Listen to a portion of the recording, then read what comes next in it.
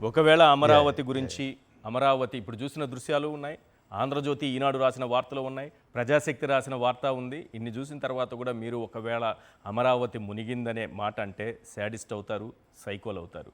అయినా సరే మాట్లాడతానంటారా? మాట్లాడండి ప్లీజ్. ముందుగా సాక్షి ప్రేక్షకులు నమస్కారం. అలాగే మురళి గారికి మీకు కూడా నమస్తే సార్. నమస్తే సార్. కాదండి, నాకు తెలియకడుతా ఏదో డిస్క్లైమర్ వేసినట్టు మీరు భయం పడండి, మిమ్మల్ని సైకో అంటారని మెంటల్గా ప్రిపేర్ చేస్తే వాళ్ళ ఉద్దేశం అది. నేను అదే మురళి గారితో కూడా అదే అన్నాను. ఒక మానసికమైనటువంటి బ్లాక్ మెయిలింగ్ ఇది అనమాట. మెంటల్గా ఏదో కేసులు పెట్టేస్తారు, ఏదో భయపెట్టేస్తున్నారు, ఏదో జరిగిపోతుంది అనేటటువంటి ఒక బ్లాక్ మెయిలింగ్ చేస్తున్నారు. సార్, నేను 13వ తారీఖు నాడు గుంటూరులో బిఎస్ కన్వెన్షన్ హాల్లో ఒక ఫంక్షన్ అయితే వెళ్ళాను. నేను ఈ వారం అంతా గుంటూరులో కాజా టోల్ గేట్ దగ్గర పట్టిన చేపే తిన్నాను. నేను అది కూడా మొహమాట లేకుండా చెప్తున్నా. కాజా టోల్ గేట్ దగ్గర మీరు చేపలు పట్టాలంటే, చేపలు పెరగాలంటే ఎంత లోతు వరకు ఉండాలి అక్కడ? కాజా టోల్ గేట్ లో నా కారు మునిగిపోద్దని మా ఫ్రెండ్స్ మేము దిగి, అంత ఈజీగా చేపలు పెరిగేంత లోతులో అక్కడ చాలా రోజులుగా నీళ్ళు నిల్చున్నాయా? నేను ఒక విషయం మీకు చెప్తా సార్. కాజా టోల్ గేట్ దగ్గర నేను చేప కొనాలంటే మీరు కూడా నమ్మకపోతే నేను ఏం చేయాలి? నేను వారం అంతా అదే తిన్నా. మీకు ఒక విషయం చెప్తా. కొండవీటి వాక్ గురించి ప్రజలకు తెలియవలసింది ఏంటంటే అది 0.5 TMC. సార్ నాకన్నా తెలుసు, అంచేత 5250 క్యూసెక్లు మాత్రమే అది నిలువ చేయగలదు. ఎక్కడెక్కడో క్లౌడ్ బస్టర్లని వాతావరణ శాఖ చెప్తుంది. మన మురళి గారిని అడగండి, నేను కూడా వాతావరణ హెచ్చరికలు ఫాలో అవుతున్నా. 48 గంటల దీంట్లో మనకి ఆంధ్రప్రదేశ్లో ఎక్కడైనా క్లౌడ్ బస్టర్ అయిందా? లేదు. సో ఆబ్వియస్లీ ఆ గుంటూరు కెనాల్లో ఆయన అంతసేపు డిస్క్రిప్షన్ ఇచ్చారు. ఏది అది ఎత్తు మీద ఉంటుంది. నేను కూడా ఆ తెనాలి గుంటూరు పరిసర ప్రాంతాలు అంతా నేను తిరిగినండి. నాకు ఆ అనువను తెలుసు అక్కడ. అండ్ వాటర్ ఎలా అంటే పంపులు తోడుచుకుని పొలాల్లోకి పట్టే దగ్గర ఇది రాత్రి ఇలా పెళ్ళుబుకి అక్కడ 31,000 ఎకరాలు, ఇక్కడ స్వచ్ఛందంగా చేగదనం లేని అమరావతి రైతులు ఇచ్చిన 34,000 ఎకరాలు మునిగిపోవడానికి ఏమైనా రాకెట్ సైన్స్ ఉంటుందా? నేను కూడా కాదు, ఇందాక మీరు చెప్తే కూడా నరేంద్ర మోడీ గారు మీరు మట్టి నీళ్ళు ఇచ్చినా, మళ్ళీ చిన్నపిల్లలను చేసి పవన్ కళ్యాణ్కి సాక్లెట్ ఇచ్చినా, మీరు ఆ రోజున ఆ నవనగరాలకు ధీటుగా ఈ ముంపు ప్రాంతాలకు కూడా శంకుస్థాపన చేశారు. కాబట్టి అవును, నేను చేపలు తిన సాక్షిగా చెప్తున్నట్టేనా ముంపు ఉంది. అందుకే సార్ కొండవీటి వాక్కి యుద్ధ ప్రాతిపదిక కట్టిన తర్వాత తాళం వేసి గొల్లెం మరిచిది అంది మా గురుగారు నవ్వు ఒప్పుకోలేరు. ఇప్పుడు నీరుకొండ దగ్గర 0.4 TMCలు, కృష్ణాయిపాలెం దగ్గర 0.1 TMCలు, అలాగే శాఖమూరు దగ్గర 0.01 TMCలతో రిజర్వాయర్లు కట్టాలని లేటెస్ట్గా అలా మీరు చెప్పిన 9,000 కోట్లు 8,000 కోట్లు అంటే అనుమానం వచ్చేసి దొరికిపోతారని అడ్వాన్స్ టెక్నాలజీ ఒక జగన్మోహన్ రెడ్డి గారు అంటే పోలవరం విషయంలో రివర్స్ టెండరింగ్ చేసుకోగలరు. మేము కూడా ఇప్పుడు 1,200 నుంచి 1,500 కోట్లతో 48.5 కిలోమీటర్ల కెనాలు, 8 కిలోమీటర్ల దూరంలో ఎత్తిపోతల పథకం కూడా పెట్టారు. ఇది latest technology. So reverse tendering ధీటుగా ఇది కూడా అంటే ఇప్పుడు ఇది గ్యారంటీగా ఇంకొక 3 ఏళ్ళు మినిమం ఆ రిజర్వాయర్లు కట్టడానికి, ఆ 48.5 కిలోమీటర్ల కాలువ తవ్వడానికి, 8 కిలోమీటర్లు ఎత్తిపోయడానికి 2 నుంచి 3 ఏళ్ళు పడుతుందా? అవును, ఇది ఒప్పుకుంటారు వాళ్ళు. పోనీ వాళ్ళు చెప్పిందే కదా. నేను సైకో పోకర్లేదు, ఆ పడదానికి నాకు ఉరి శిక్షలు జైలు శిక్షలు ఇవ్వక్కర్లే.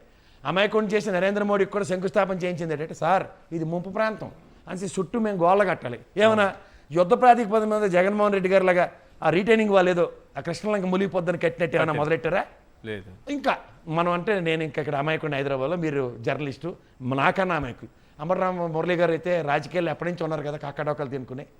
ఇప్పుడు క్రైసిస్ మేనేజ్మెంట్, డిజాస్టర్ మేనేజ్మెంట్లో చంద్రబాబు నాయుడు గారిని మించిన లేరని అందరూ ప్రపంచం చెప్పుకుంటాం కదా. అవును. అలాంటి ఆయన 14 నుంచి 19 దాకా ఈ 3 రిజర్వాయర్లు, 14 నుంచి 19 దాకా 48.5 కిలోమీటర్లు. ఎందుకంటే మానబోడు రాజశేఖర రెడ్డి గారి పోలవరం కాలువలు తెగేస్తే అయిపోద్దా? ఇవన్నీ చెప్పిన వాళ్ళు ఈ కాలువల పని మొదలెట్టలేదు కదా. పోనీ ఈ కాలువల పని మొదలెట్టి పోనీ మనందరం అంతరాయం కలిగించేసి అది మునిగిపోతుంటే ఈ ప్రాజెక్ట్ చేసి ఉంటే మొలక్కుండా ఉండేటే మీలాంటి వాళ్ళు మునిగిపోతుందని, IIT నిపుణులు మునిగిపోతుందని, శివరామకృష్ణన్ కమిటీ మునిగిపోతుందని, వరల్డ్ బ్యాంకు మునిగిపోతుందని ఇంతమంది చెప్తుంటే పాపం ఏమైపోవాలి సార్? వాళ్ళందరూ సైకోలు కాదు సార్. ఇప్పుడు కొత్తగా మాట్లాడిన వాళ్ళే సైకోవాలి. మీరు జాగ్రత్తగా వినండి. ఇప్పుడు మీరు అంత దాకా ఎందుకు సార్ బుడమేరు వాగు మునిగింది అని ఒప్పుకుంటారా? మీరు ఒప్పుకోరా? తీసేసే ఇక్కడ మన ప్లాంట్ మునగకుండా పవర్ ప్లాంట్ మునిగిపోకూడదని, పవర్ ప్లాంట్ మునగకూడదు, మళ్ళీ కరకట్ట దగ్గర మన ఇల్లు జాగ్రత్తగా ఉండాలి. ఇప్పుడు పవర్ మనం దాకా ఆ రోజు డిబేట్ లో కూడా నేనే ఉన్నాను. అవును, మన ఆయన ఇస్మాయిల్ గారు వెళ్ళి అక్కడ ఆ ఏ గారిని డి గారిని పట్టుకొని అడిగితే వాస్తవాలు మాట్లాడిన తర్వాత తప్పు ఎవరు చేశారండి? అవును. అలాగే ఇక్కడ కూడా ఇంత వెళ్తే మరి అంబటి మురళి గారి మీద కేసు పెట్టారంటే మీరు ఆ డి గారిని వదలలేదు, దీన్ని ఎందుకు వదులుతారు? వాస్తవం అవడని చెప్పాడంటే వాళ్ళు వదలరు. వాస్తవాలు ఎవరికి ప్రజలకు తెలియకూడదు.